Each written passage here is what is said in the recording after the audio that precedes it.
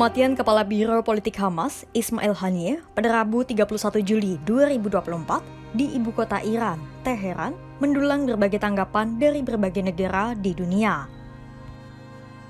Sebagian besar, khususnya negara di Asia, menyatakan keprihatinan sekaligus mengecam. Dan Iran sudah pasti menjadi salah satu pihak yang mengecam aksi pembunuhan pentolan Hamas itu. Namun, sebagian lainnya terutama negara Eropa atau Barat memberikan respons yang cukup berbeda. Kebanyakan dari mereka langsung menunjukkan kewaspadaan dan kekhawatiran akan potensi eskalasi konflik di Timur Tengah. Lantas, bagaimana ke depannya? Akankah Iran turun tangan mengingat insiden itu terjadi di Teheran?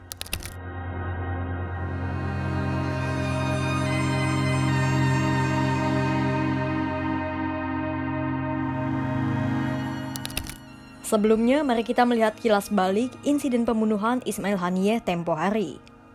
Mulanya, Ismail Haniyeh dijadwalkan untuk menghadiri upacara pelantikan Presiden baru Iran, Masoud Pezeshkian, pada Selasa 30 Juli 2024. Agendanya itu berjalan lancar, dan Ismail Haniyeh bahkan sempat bertemu pemimpin tertinggi Iran, Ayatollah Ali Khamenei.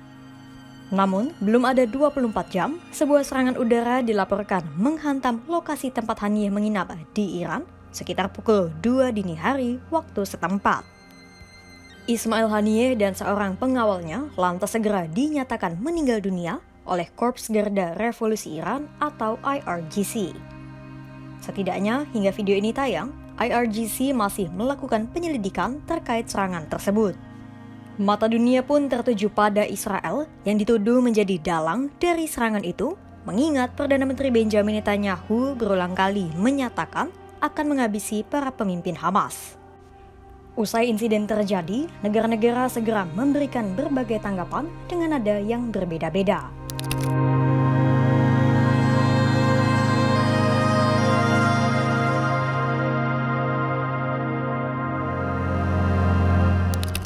Mari kita mulai dari sisi sekutu barat, yaitu Jerman dan Uni Eropa.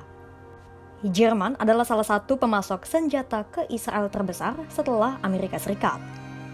Bersamaan dengan adanya insiden di Teheran, Jerman segera menunjukkan kekhawatiran mereka akan meluasnya perang di Timur Tengah. Hal itu disampaikan oleh juru bicara kantor luar negeri federal Jerman, Sebagian Fischer, pada Rabu 31 Juli 2024. Fischer menyatakan bahwa kawasan Timur Tengah kini berada di dalam situasi berbahaya dan dibayangi perang yang semakin meluas. Meski demikian, Fischer menegaskan bahwa Jerman akan terus mengupayakan terbangunnya diplomasi untuk meredakan tensi konflik dan mewujudkan kesepakatan gencatan senjata. Wir haben die Meldung zur Kenntnis genommen, dass der Chef des Hamas-Politbüros im Iran getötet wurde. Die Bundesregierung hat dazu keine eigenen Erkenntnisse und kann sich daher auch nicht im Einzelnen dazu einlassen.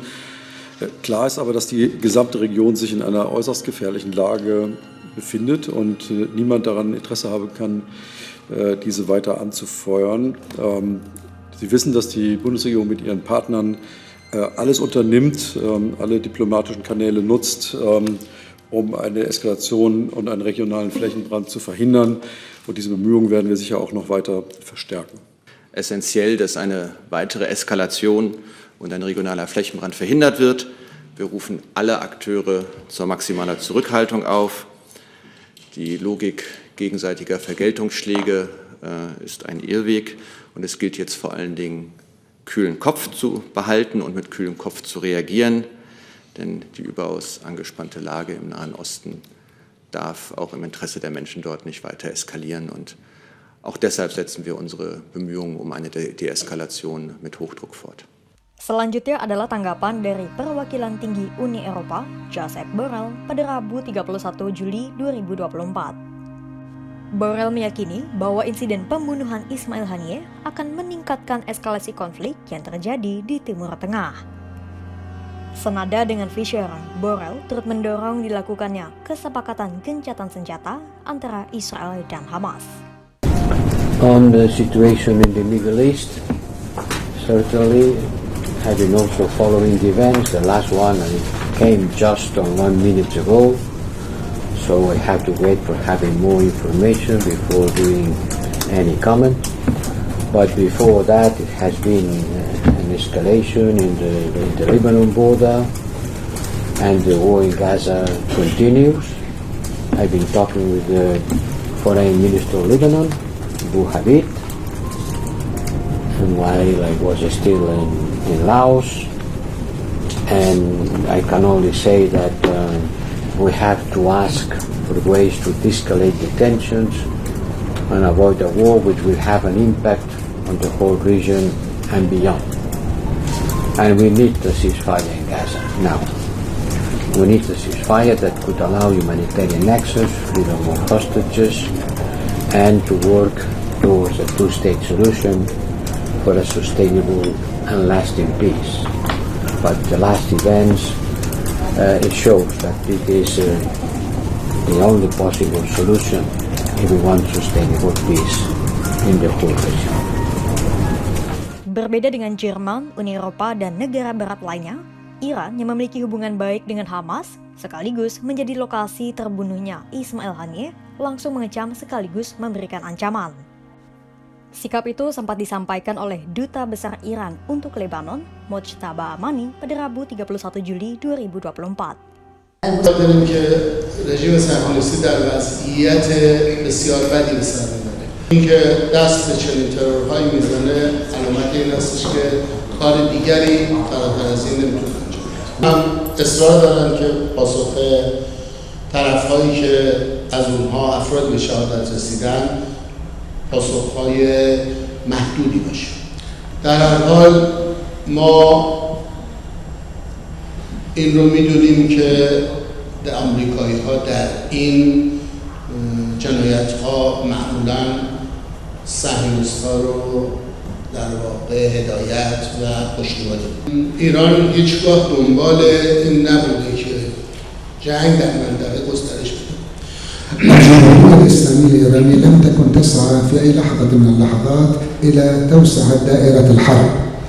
اما این نکته را باید در نظر بگیرن که ایران اجازه نخواهد داد که منطقه تحت اداره آمریکایی و آمریکا و اسرائیل اداره بشه. Sama seperti Iran, Rusia juga menyampaikan tanggapan senada dengan mengutuk insiden pembunuhan Ismail Haniyeh.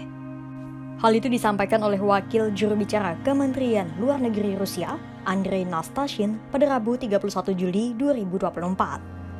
Andre juga turut menyatakan dalang dibalik pembunuhan Ismail Haniyeh itu sembrono, sebab melenyapkan pemimpin Hamas akan memengaruhi jalannya proses kesepakatan gencatan senjata. Решительно осуждаем убийство главы Политбюро палестинского движения Хамас Исмаила Хании в результате ракетного удара по его резиденции в Тегеране. Очевидно, что организаторы этого политического убийства отдавали себе отчет в том, какими опасными последствиями для всего региона чревата эта акция.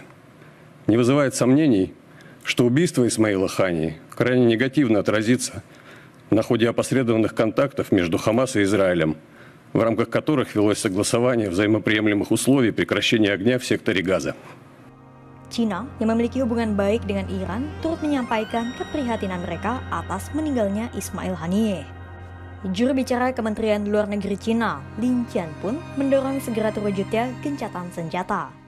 我们高度关注有关事件，坚决反对并谴责暗杀行为，对这一事件可能导致地区局势进一步动荡深感忧虑。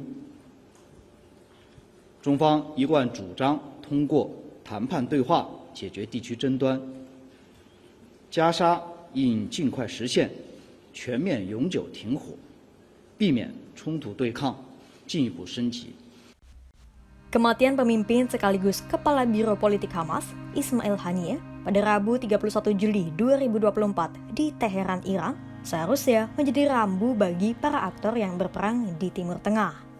Pasalnya, tokoh krusial dalam proses kesepakatan gencatan senjata itu meninggal bukan di sembarang tempat tapi di Iran. Ya, Iran, negara yang selama ini disebut menjadi pendukung serta pemasok senjata bagi Hamas. Tak heran, sejumlah pihak segera mengirim gelombang kekhawatiran atas potensi serangan balasan dari Iran dan menyebabkan meluasnya perang di Timur Tengah. Lantas, bagaimana Iran akan menanggapi insiden pembunuhan pemimpin Hamas Ismail Haniyeh di tanahnya? Dan kemana arah konflik Israel-Hamas ke depannya? Pantau selalu perkembangannya hanya di kompas.com.